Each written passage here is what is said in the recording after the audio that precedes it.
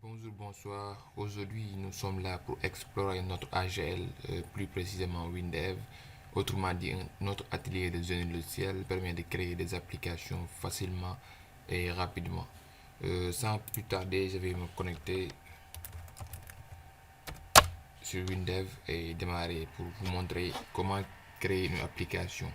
Mais aujourd'hui, ce qu'on va voir, c'est comment créer une application avec la RAD. La RAD, c'est un outil qui nous permet de générer certains fichiers, c'est-à-dire de nous fournir les codes préalables dès l'installation ou dès la création du projet.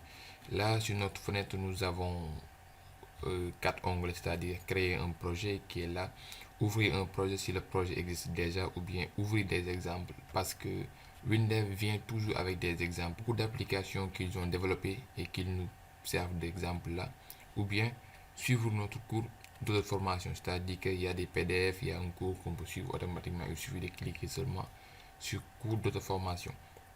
Mais là, nous, ce qui nous intéresse, c'est comment créer un projet.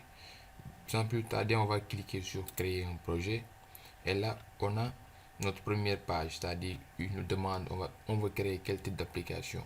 Comme vous le voyez, on peut créer plusieurs types d'applications. Des applications Windows, applications Windows Store pour les mobiles et des applications Windows, Java, des composants externes, etc., etc. Mais nous, là, on va créer une application Windows.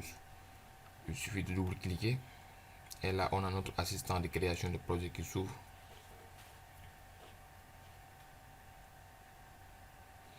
Ok, là, nous sommes sur le gestionnaire des sources. Le gestionnaire des sources est un puissant outil de versionning permettant de stocker des projets dans une base de données. C'est-à-dire que versionning, c'est-à-dire que si on développe une application, on peut avoir des versions, c'est-à-dire version 1, version 1.0, 2.3, etc., etc. Mais nous, on ne va pas utiliser les ZDS. On va faire ne pas utiliser. Je vais faire suivant. Et là, il nous demande la charte de programmation. C'est-à-dire que si on a des chartes, on peut le mettre. C'est-à-dire que si on a des préfixes à mettre et tout.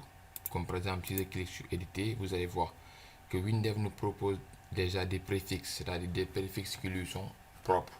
Comme par exemple, si on crée une fenêtre, il va le préfixer avec notre préfixe qui est fen underscore. Si on crée des classes, il va le préfixer. Si on crée des web services, WS, etc., etc. Mais nous, on va continuer avec la charte standard. On va faire suivant. Là, il nous demande la charte graphique, c'est-à-dire l'affichage. C'est-à-dire qu'on veut créer qu'est-ce qu'on veut, comment on va les couleurs, tout ce qui est basé avec la charte graphique. WinDev nous permet d'avoir des assistants. On peut sélectionner d'autres formes, c'est-à-dire que beaucoup de chartes graphiques qui viennent avec WinDev, mais nous, on va prendre toujours ce qui est standard parce que c'est toujours mieux de créer ton propre application de bout en bout. Bon, je vais chercher Zestel. Bon, G, c'est au niveau de G. Voilà. Oups. Maintenant, suivant.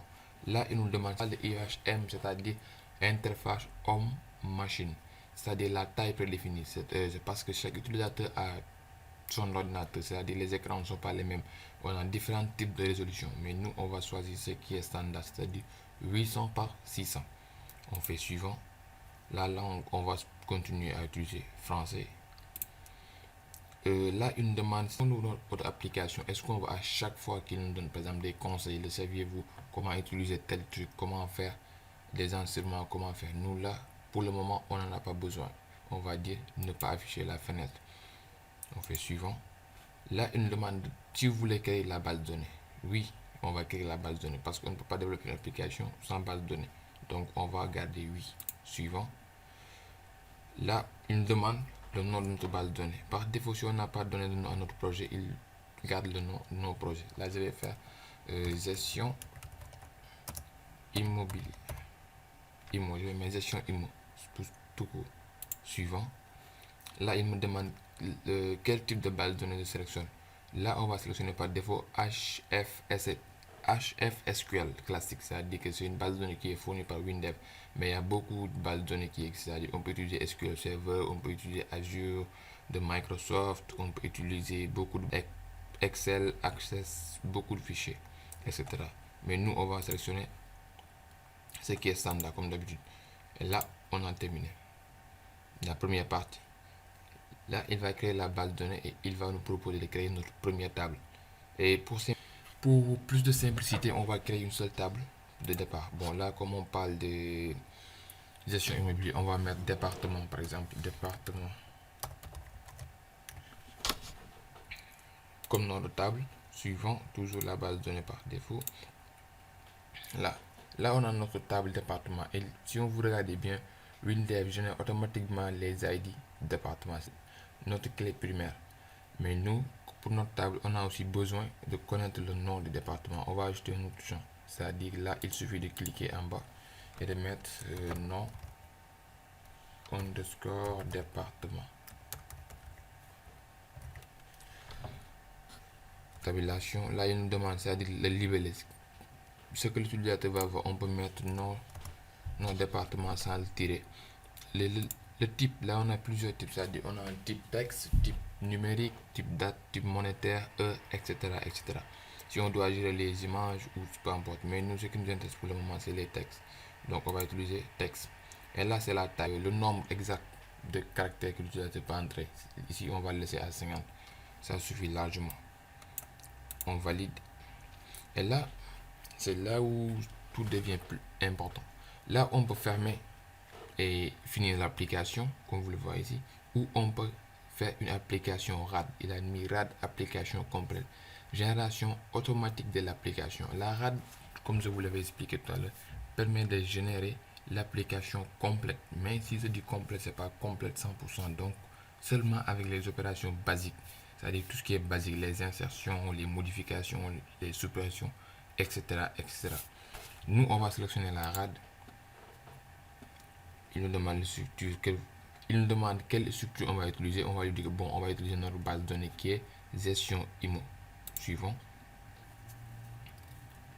Et là, il va nous demander de choisir le pattern de RAD. C'est-à-dire qu'on a plusieurs RAD, mais de préférence, ce qui est plus stable, on va choisir le compatible 11. RAD compatible 11.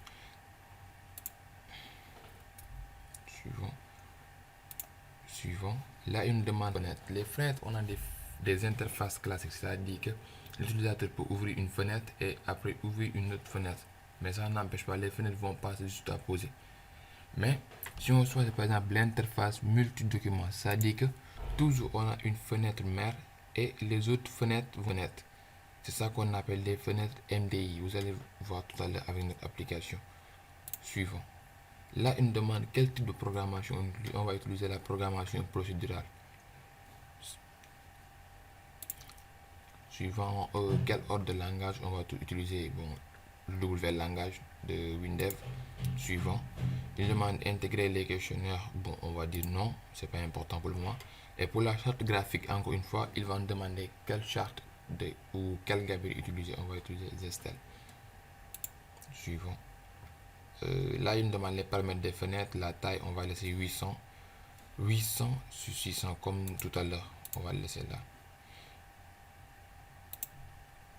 On va choisir la table. Comme dans notre base, on a une seule table. Donc, il a bien sélectionné qui est département. Suivant.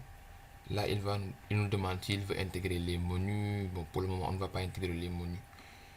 On va lui dire non. Et on va faire suivant. Et on va terminer notre application.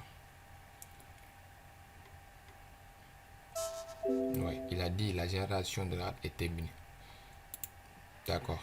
Là, vous avez ici on a une application basique, c'est-à-dire qu'on a des fenêtres qui sont là, c'est-à-dire que toutes les fenêtres, ici on a fenêtre principale, notre fenêtre principale qui a comme menu fichier, tout ce qui est par défaut est notre table département. On a aussi des états, c'est-à-dire si on veut imprimer la liste des départements, tout l'appli. Vous voyez, WinDev a tout créé par défaut, mais ça c'est des fiches par défaut, c'est des fenêtres par défaut. Et après, dans une autre vidéo, on va voir comment personnaliser tout ça, comment créer notre propre fenêtre, comment créer nos états, ainsi de suite, étape par étape. Donc là, comme vous le voyez, on a notre fenêtre principale, on peut exécuter notre application. Et là, vous avez le résultat. C'est-à-dire ça, c'est ça qu'on a par défaut. Là, on a fichier, là, on a département. Si vous regardez bien, fiche département. Si on ouvre, il va nous dire, bon, on contient aucun enregistrement parce que pour le moment, on n'a pas fait d'enregistrement. C'est normal. On va dire OK. Et là, vous le voyez, il y a une fiche qui nous permet de renseigner le nom de département, valider, annuler, fermer, ainsi de suite. Là, afficher la table des départements si on a ajouté. Mais tout, vous l'avez remarqué, tout ça c'est basique. Donc, dans une prochaine vidéo, on va essayer de créer notre application proprement dit pas à pas.